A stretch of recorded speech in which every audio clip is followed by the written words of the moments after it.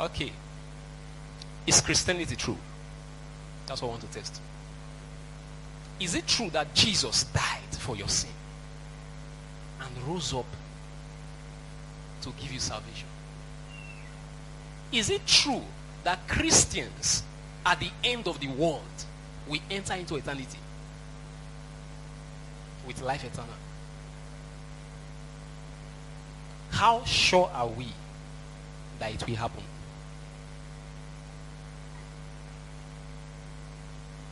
Contending for this is the core issue.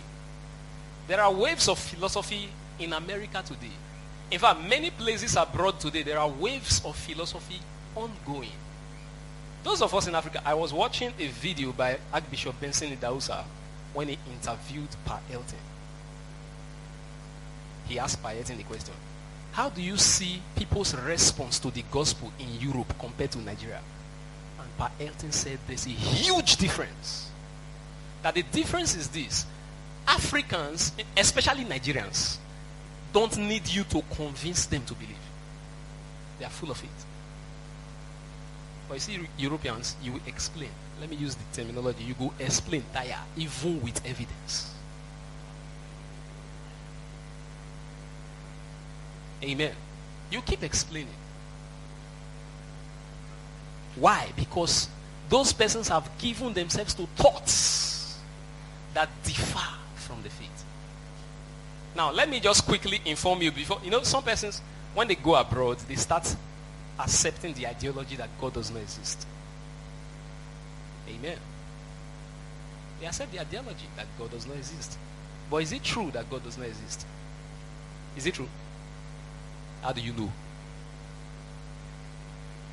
What is the evidence that God exists?